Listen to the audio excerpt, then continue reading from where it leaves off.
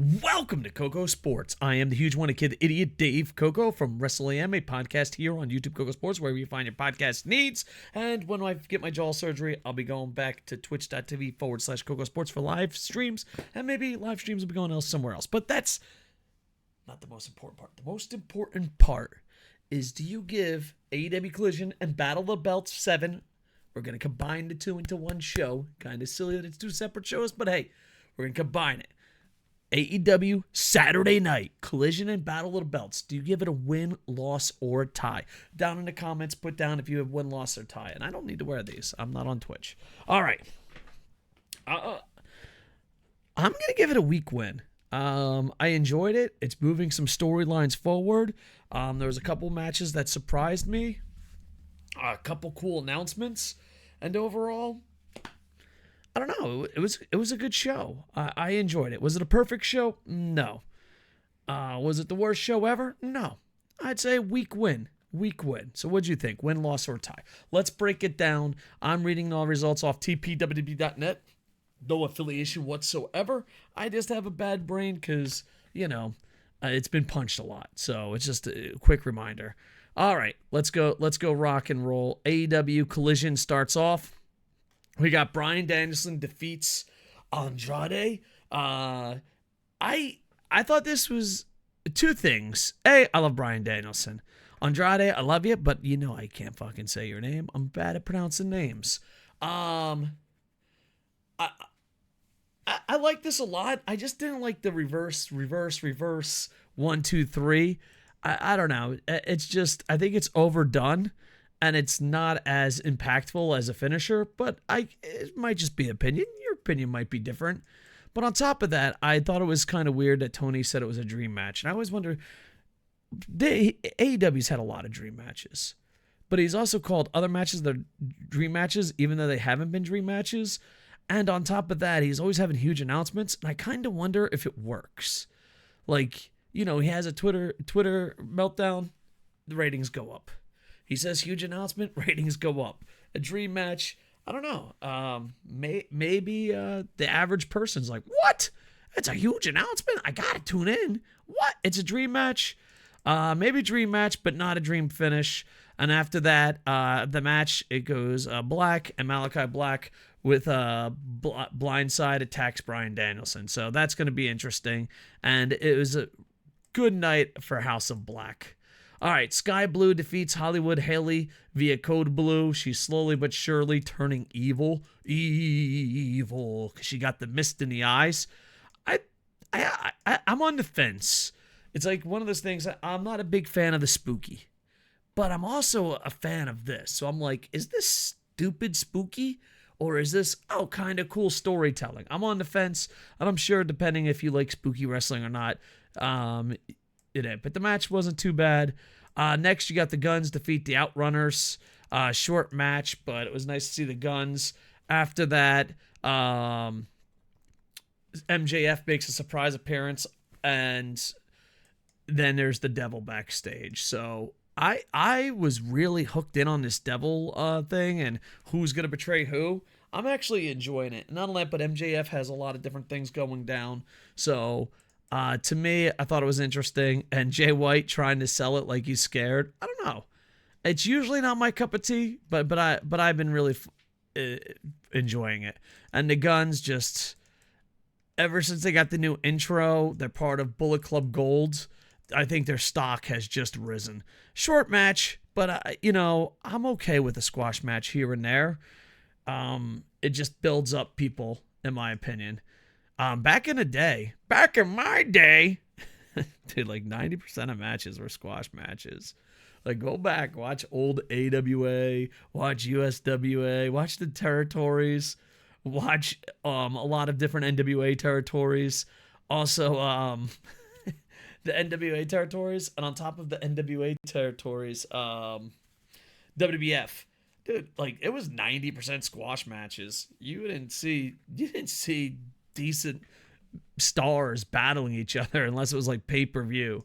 It was a fun time, but mix them in, it's not too bad. I think I would rather, I don't know, maybe I would love to hear some feedback on this one. I think I'd rather see a squash match with a possible upset than two teams or two guys going at it. You're like, oh yeah, that guy's obviously going to win. I don't know. That's just me. Plus, they got so many monsters. The Guns don't qualify this, but Miro will and others will. They got so many monsters that they have to find ways to push them, because before the monsters would just lose. So I think he's doing a lot better at booking. Memphis Street Fight. This TNA returned tonight, and this was the ultimate TNA match. It was Jeff Jarrett versus Eddie Kingston. Memphis Street Fight.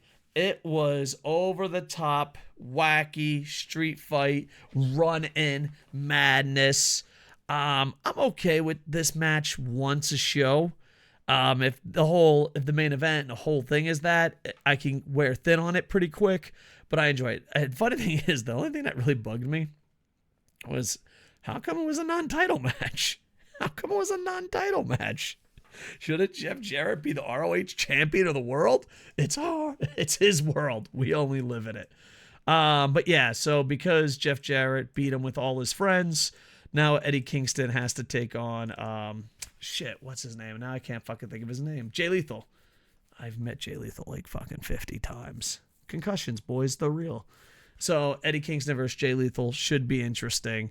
And yeah, it was stupid fun. So, every now and then it's okay to have stupid fun and have a little bit of hardcore.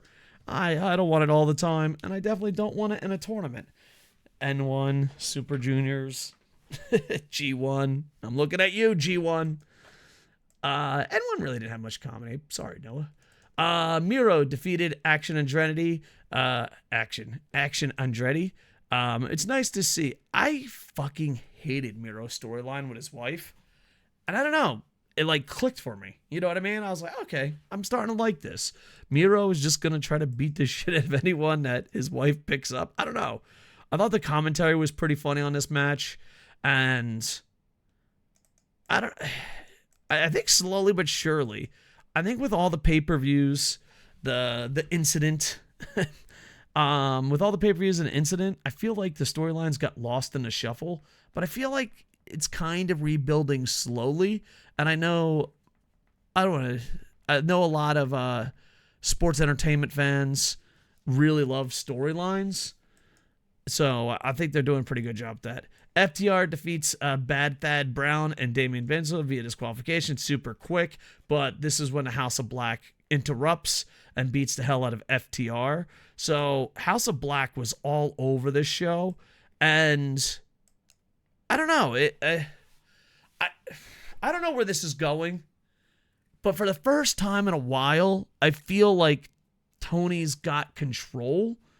With so many pay-per-views, the incident, I feel like there was a lot of panic. But now I feel like he's in his groove, and it doesn't look like a man panicking as far as creative goes. And it was very story-driven tonight. And then you have the AEW World Tag Team Champions, Ricky Starks and Big Bill. Still can't believe they're champs. Defeat Willa Yuta and Claudio. And then, of course, the House of Black come down. What's his name makes the save. John Moxley makes the save. And then they all party. Big Bill leaves with the belts. Ricky Starks gets spun around. And that's how the show ends going into the next show. The next show was just Battle of the Belts. It was like, boom, cut it off, cut on, and then bam, we're at Battle of the Belts. I wasn't feeling Battle of the Belts, but they added a match, and it really won me over. You have the AEW International Championship. Orange Cassidy defeats John Silva via the Orange Punch, and Orange Cassidy, once again, is the AEW International Champion. Big news is that him and Okada will be tag team partners next week for Dynamite, and I'm really starting to like the AEW New Japan working together. Right now, you can watch the review of it. The Super Juniors tag tournament is going on right now, so Okada's really not going to do that. Thank God. Raise your hand if you've seen Okada during the tag league. Okay, keep your hand up if you think he's good. You didn't see it. So instead of Okada just mailing it the fuck in on an 8-on-8 matches, send the big stars overseas during these Super Juniors. And then when the big guys are in a tournament, send the Super Juniors overseas. It keeps both companies fresh, and it's a good working relationship. So kind of excited to see what Okada does. And there's a lot of Japanese what's the word? Scuttlebutt? Sure, why not? I'm from the fucking 40s. There's a lot of scuttlebutt that Okada doesn't try unless North Americans are watching. So make sure to watch Dynamite. But yeah, so overall, a lot of predictable. Now here's the thing: the ROH World Television Championship. I didn't know this match was going to happen. I really enjoy Samoa Joe. I want to see this, and he defeats Tony Nese. I just thought this was a pleasant surprise. I kind of wish I knew going into this that match was going to happen, because I really wasn't feeling Battle of the Belts because they have too many titles, but it was nice to see Samoa Joe. I'm a big fan of Samoa Joe, and I think the ROH World Television Championship should be defended more often. I think they should get rid of certain titles, but getting to see Samoa Joe, Tony Nese, I think was the surprise of the night. He wins via Muscle Buster, and it's definitely match of the night for Battle of the Belts. Is it match of the night overall? A lot of people are going to say Bryan Danielson, but I didn't really like that finish. Maybe. Yeah, a lot of people are going to say Bryan Danielson, ain't they? Yeah, they are. Some fucks will say Memphis Street Fight. But I don't know. I feel like I enjoyed the Samoa Joe match more, but I'm a simple man with simple pleasures. TBS Championship, you got Chris Statlander beats Willow Nightingale via 450 splash. I'm hoping nothing but big things for Willow Nightingale, and I don't know. I love both these women, and of course, Blue comes down and they're doing the whole is it like Venom? Like they just whoosh, shoot in your eyes. Like, is it gonna grow? Is it not gonna grow? I don't know. I think it's stupid, but I'm enjoying it. And then the AEW World Trios Champ. You got the Acclaim defeating 2.0, and just the Acclaim are crazy over. So there you go. Overall, I give it a win. Was it the best show? No, but I feel like at least storylines, they're back in the driver's seat. It's not panicking. And I know when it comes to sports entertainment fans over pro wrestling fans, they love their storylines. I saw this. This is not my joke, and I apologize. And I'm gonna drop it on Sid during the podcast if there is a podcast this week, because I have surgery. I don't know. I saw this on Twitter, and I wish I saved it. I wish I retweeted it. It was fucking funny. It's like, you guys love storylines and not wrestling? Well, wait till you hear this thing called movies. It's gonna blow your fucking mind. I don't know who said it. It's not my joke. Dear internet, I'm sorry that I don't know who made that joke, but it fucking just cracks me up. It's like, I don't really like wrestling. I just like the stories. Sit down, buddy. Let me fucking tell you about this thing called movies. It's going to blow your fucking mind, man. But yeah, overall, give it a win, and hopefully it keeps moving in the right direction. Win, loss, or tie, what did you think of AEW Collision?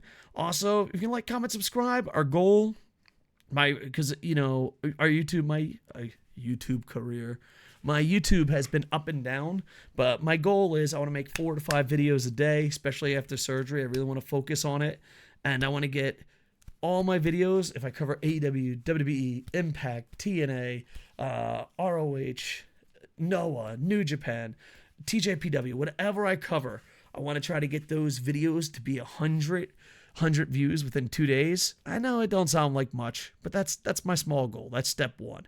And how can you help with that? No problem. Hey, like, comment, subscribe. I know it's fucking annoying as fuck, but the subscription button does absolutely dick. Still hit it. But, yeah, I don't know. YouTube's like, you gotta fucking say like, comment, subscribe. And I'm fucking saying it, boys. I'm fucking saying it. So help me. I was gonna say help me help you, but really you're just helping me. It's kind of a one-way fucking relationship here. I apologize. How about this? If you ever come to Yokohama or Japan, I'll give you a high five. All right? Just say, hey, dude, I liked all your fucking videos. I comment on all your videos. I fucking helped you get to that goal of 100 views in 2 days on every video you fucking make, man. I think I'm owed a high five. And I'll be like, goddamn right. There you go. All right. I'm going to get jaw surgery this week, so look out. I'm going to become even more attractive. It's not facial, like it's not that type of surgery. But yeah, we're KocoSports on Twitch, Twitter, TikTok, X, Instagram, MySpace, Threads, and the mean streets of Yokohama. And Bear's tired. Bear, it's like 2 o'clock in the morning, boys. My wife's saying, "You gonna go Collision? Maybe you're gonna go to bed and cuddle." But yeah, I'm gonna go cuddle, boys. Guys, with consent, go cuddle with someone. I don't know why. We live in a weird world that I have to say that. All right. Like, comment, subscribe. And with that, I am over. Hey, boom, boom, boom, boom.